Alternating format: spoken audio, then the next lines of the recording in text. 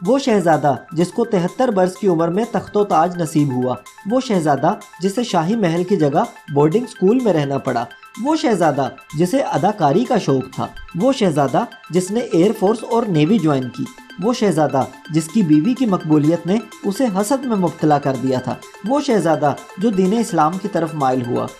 آئیں آج ہم آپ کو برطانیہ کے نئے بادشاہ چارلز فلپ آرتھر کے متعلق انتہائی دلچسپ اور حیرت انگیز حقائق بتائیں گے۔ شہزادہ چارلز 1948 میں پیدا ہوئے۔ اس وقت ایلزبتھ ملکہ نہیں تھی۔ 1952 میں جب ایلزبتھ برطانیہ کی ملکہ بنی تو صرف 3 سال کے چارلز ولی عہد شہزادہ بنے اور اگلے 70 سالوں تک وہ صرف ولی عہد شہزادہ ہی رہے۔ کیا آپ کسی اور ایسے شخص کو جانتے ہیں جس نے بادشاہت کے لیے 70 سالوں کا انتظار کیا ہو؟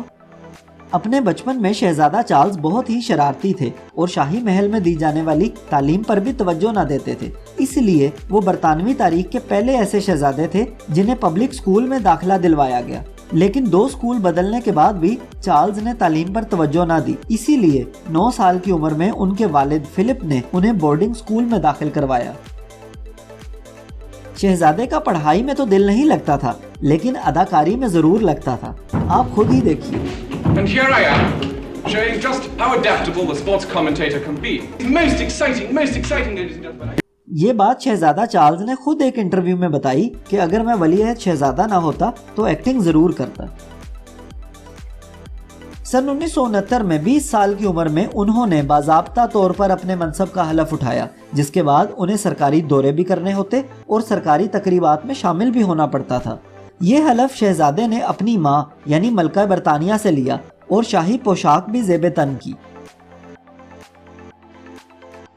Charles, Prince of Wales, to become your liege man of life and limb.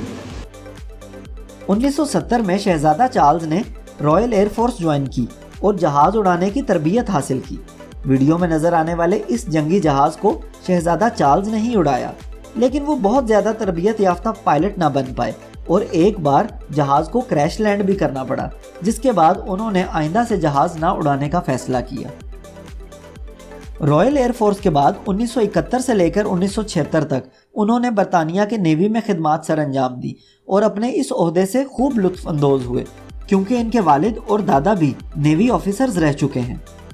جب شہزادے 25 برس کے ہوئے تو ان پر شادی کرنے کا دباؤ بڑھنے لگا۔ لارڈ ماؤنٹ بیٹن، جو کہ پاکستان اور ہندوستان کے وائس رائے بھی رہ چکے تھے، وہ چاہتے تھے کہ شہزادہ چارلز کی شادی ان کی نواسی امینڈا سے ہو، لیکن ایسا نہ ہو سکا۔ ان دنوں شہزادہ چارلز لیڈی ڈیانا کی بڑی بہن کو پسند کرتے تھے، جس کا نام سیرا سپینسر ہے۔ اس کے علاوہ اس وقت کے امریکی صدر رچرڈ نکسن چاہتے تھے کہ چارلز کی شادی ان کی بیٹی سے ہو، لیکن فروری 1981 میں چارلز کی منگنی ڈیانا سپینسر سے ہوئی، جنہیں ہم لیڈی ڈیانا کے نام سے جانتے ہیں، اور اسی سال جولائی میں ایک شاندار تقریب میں دونوں کی شادی ہو گئی۔ لیکن یہ شادی زیادہ کامیاب نہ ہو سکی۔ 2 بچوں کی پیدائش کے بعد 1992 میں ان کی علیحدگی ہوگی۔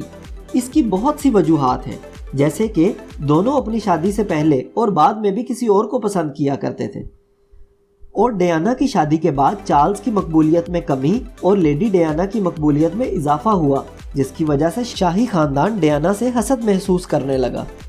ڈیانا اتنی مقبول ہو گئی تھی کہ لوگ انہیں شہزادہ چارلز سے زیادہ اہمیت دیتے تھے، اور یہ اس لیے نہیں کہ وہ شاہی خاندان سے منسلک ہو گئی تھی، بلکہ اس لیے کہ لوگوں کے ساتھ ان کا رویہ بہت اچھا تھا۔ ڈیانا 1997 میں پاکستان بھی آئیں، جہاں پاکستان کے سابق وزیر اعظم عمران خان اور ان کی سابقہ اہلیہ جمائمہ نے ان کا استقبال کیا۔ اس کے بعد انہوں نے شوکت خانم ہاسپٹل کا دورہ کیا اور ڈھیروں خوشیاں سمیٹ کر واپس چلی گئی۔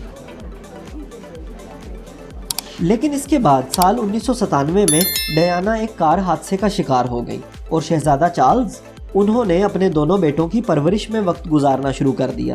یاد رہے کہ بادشاہ چارلز کے 2 ہی بیٹے ہیں، جن میں اب شہزادہ ولیم ولی عہد شہزادہ بن چکے ہیں۔